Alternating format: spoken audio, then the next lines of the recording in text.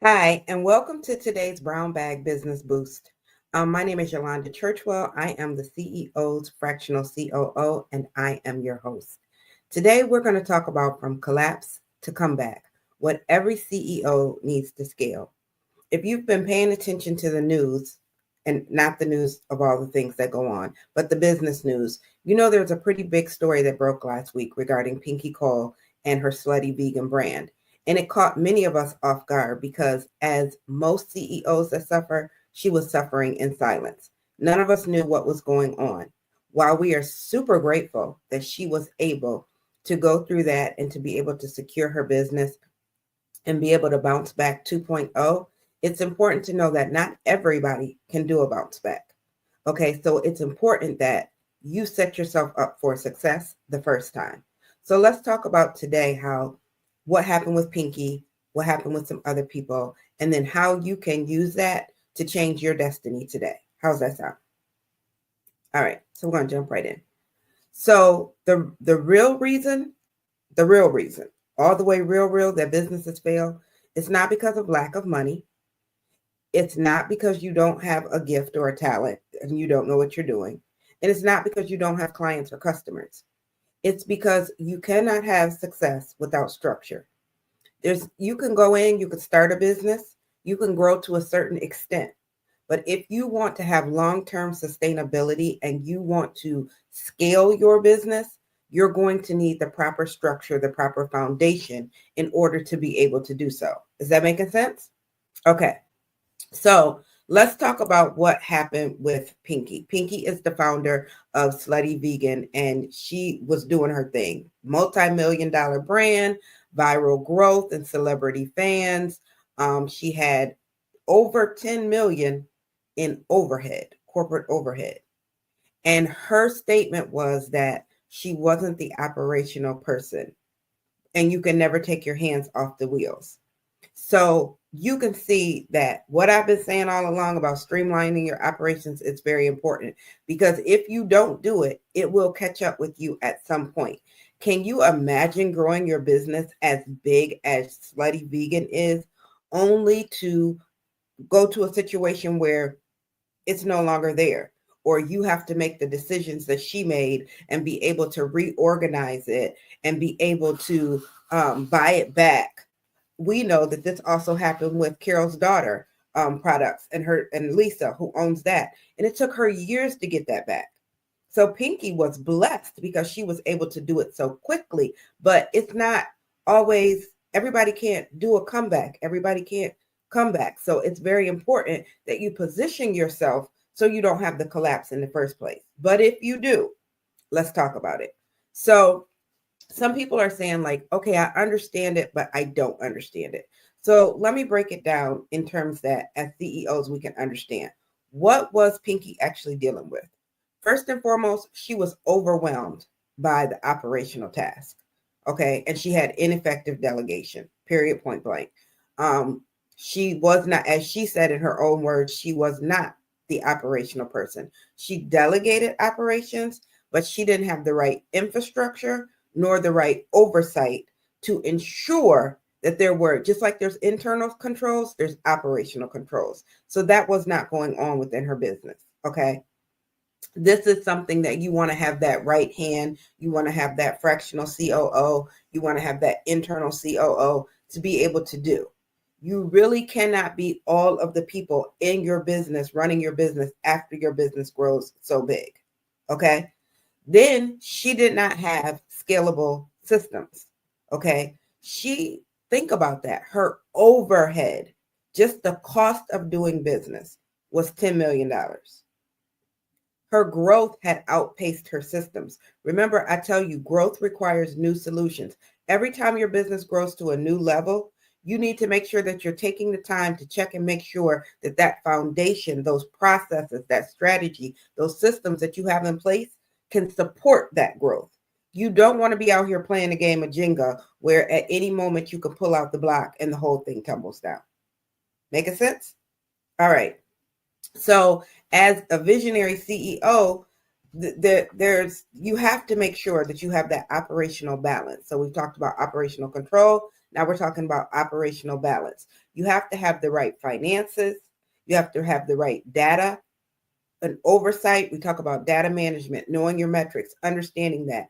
And you have to have the performance indicators, the KPIs. We've talked about that so that you can control your spending. As a visionary CEO, that is your lane. It's your lane to work with the people on your team, your accountant, your COO, to ensure that you are staying on track. Okay. What else was going on? Well, she was burned out, period, point blank. Anytime where God has to intercede and he has to throw a mattress at your windshield, for her, it was a mattress at the windshield. For others, it's different things. For me, it was moving home. We'll talk about my story a little bit later. But when God has to intercede and tell you that it's time for a rest, you have really burned out, because if you're like me, there's little signs that you need to rest before the big signs. I know that I start to lose things. I will lay things down and be like, now, where did I put that? That's a sign that I'm getting tired. My shoulder will ache on the one side. That's a sign that I'm getting tired. You have to learn to be in tune to your mind and your body and know when it's signaling that you need to slow down. You need to intentionally, and I am so learning about this right now. It's called a business Sabbath. I'm learning this from some people in my network, where you take a day and you don't work on your business. You just listen to hear what God wants you to know about your business. I'm a work in progress, so I'll get back to y'all how that's going later on. Okay. But Pinky was moving at full speed. She didn't have any breathing room. And this is what happens when you are, as a CEO, you are buried in the day-to-day instead of leading strategically. Okay. You have to be able to reclaim your time as a CEO before life forces you to do it. All right. Number 4, she lost control. You know, it's that fear of losing control that's even bigger than the actual losing the control. When you have that fear of losing control, I was talking to someone about this last night. When you have that fear of losing control, or that FOMO about growth, missing growth opportunities, you're going to be so, every time you get an idea, you're going to be like, I got to put it in motion. I got to put it in motion. I got to put it in motion. What happens is you end up with all these started projects and nothing is done to completion. Because the one thing about a visionary CEO is you're always going to have that next idea. But you have to have the wisdom, and you have to have the team, you have to have the partner to be able to say, okay, that's good. Let's schedule that for third quarter.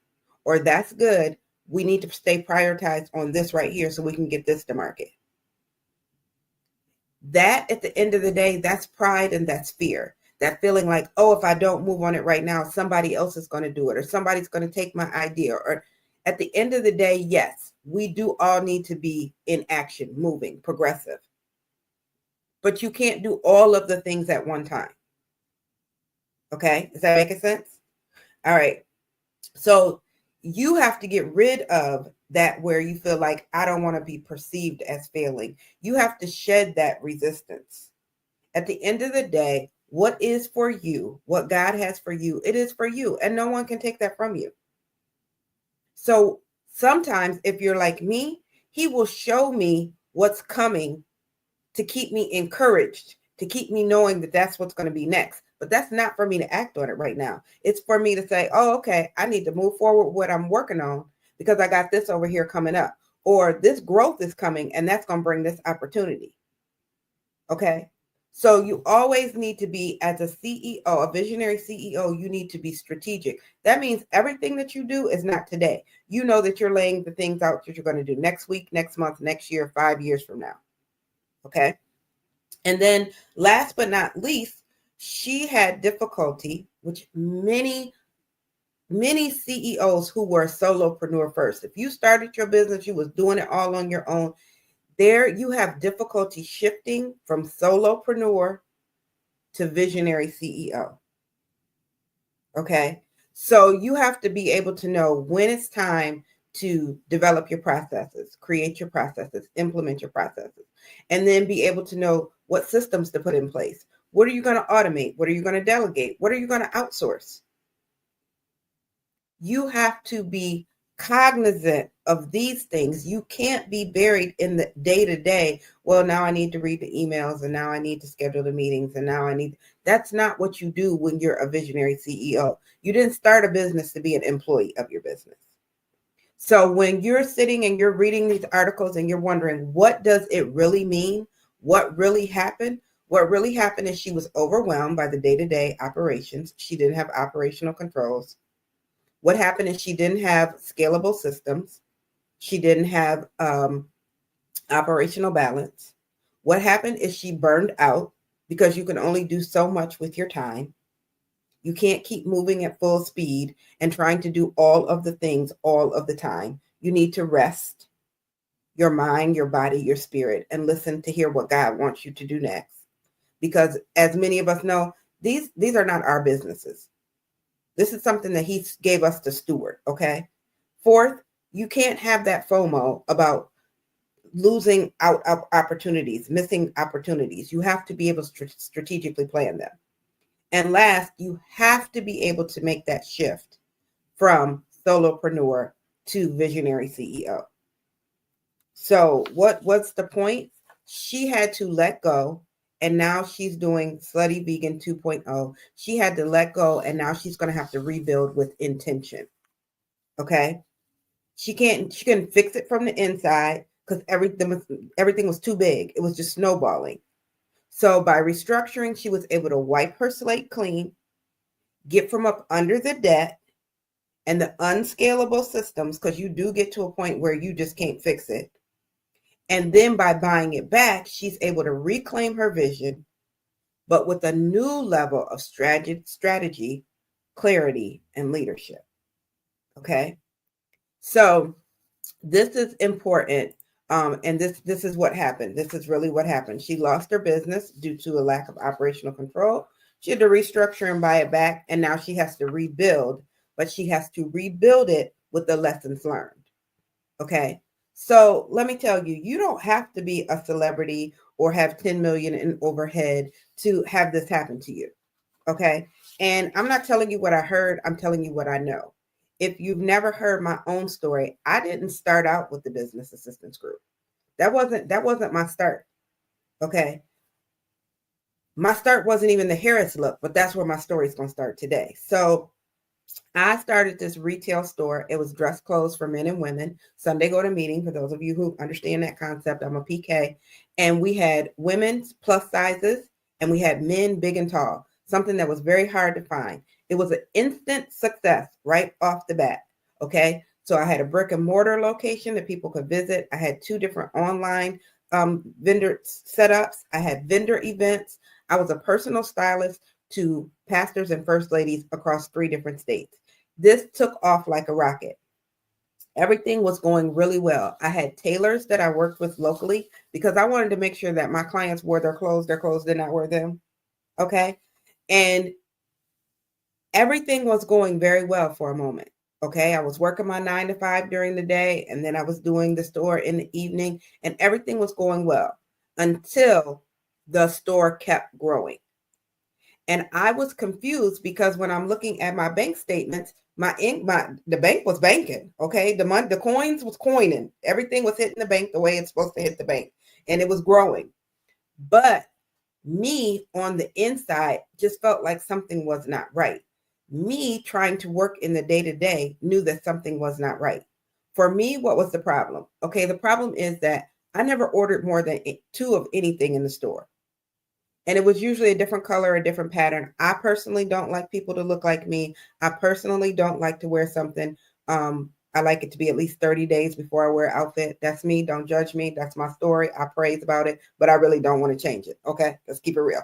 All right. So I did the same with the store. So that requires a lot of ordering, a lot of receiving, a lot of matching things up, a lot of putting the pieces together, because you don't just order a whole outfit.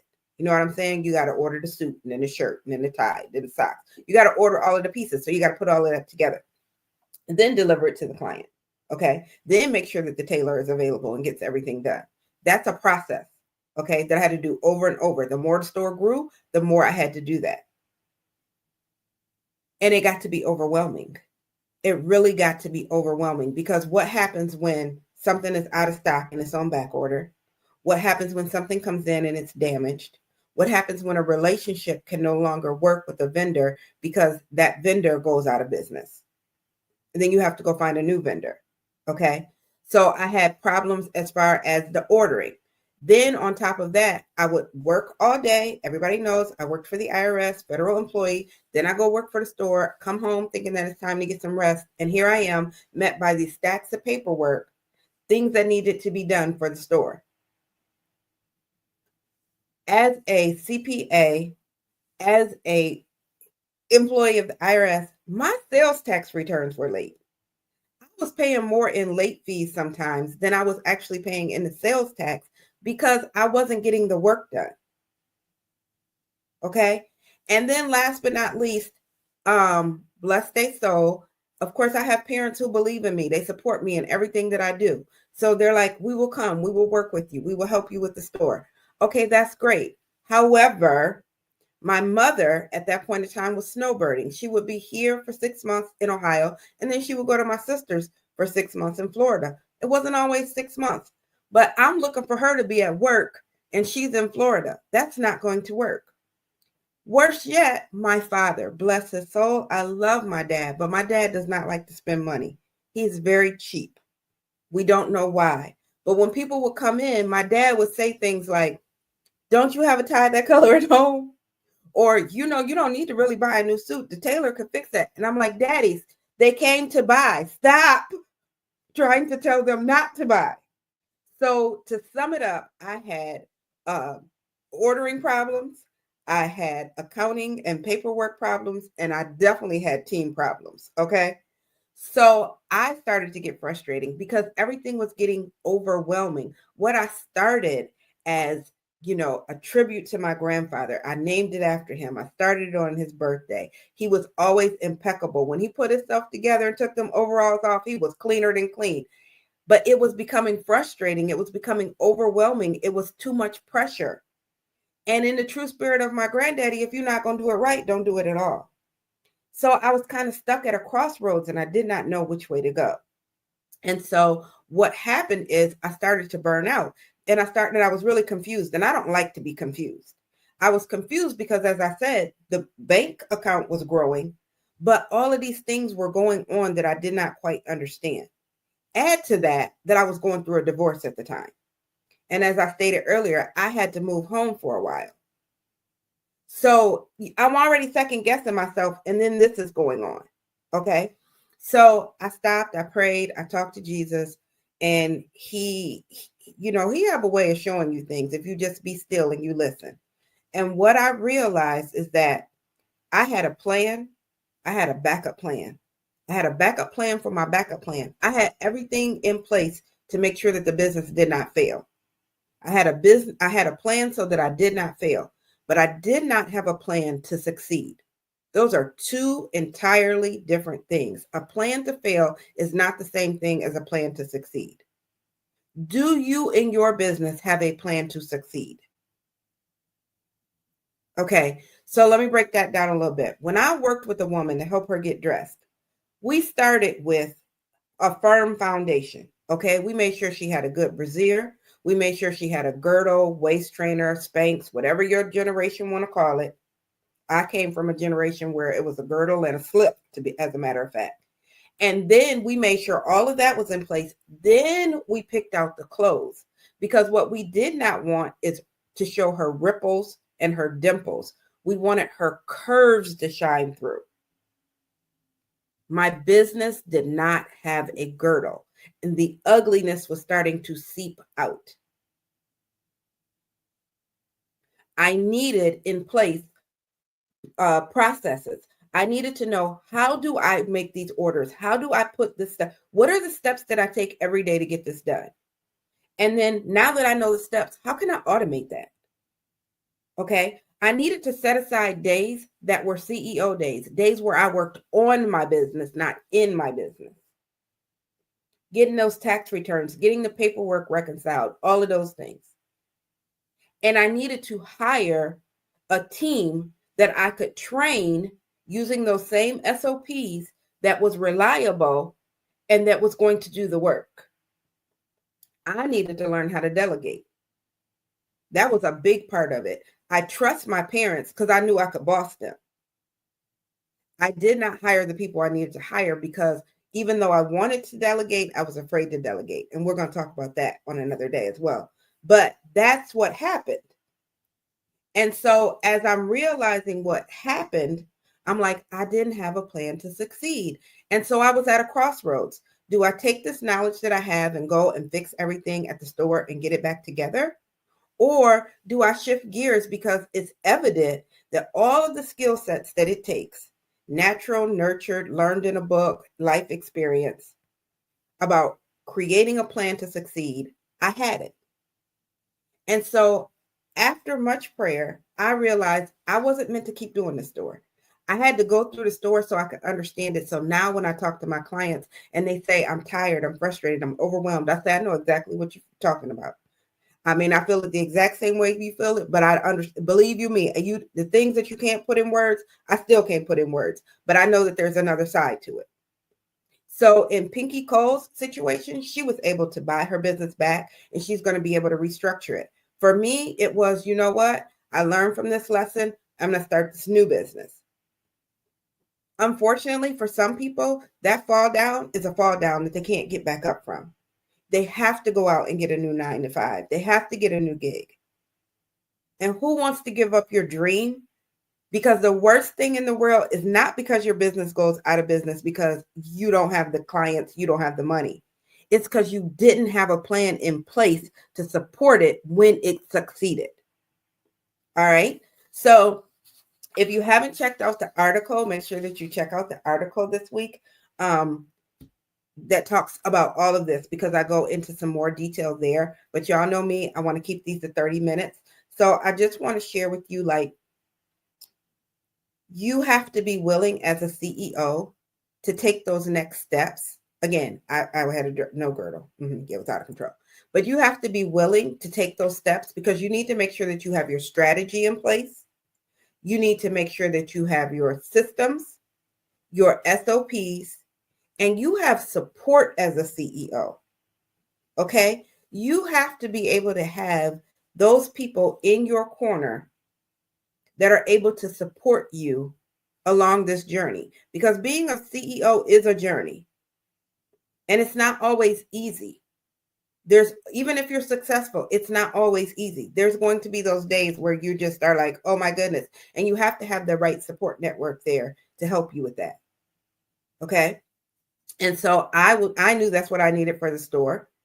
And so what I'm able to do now is, again, I help CEOs to understand that you first and foremost need to know what it is that you do.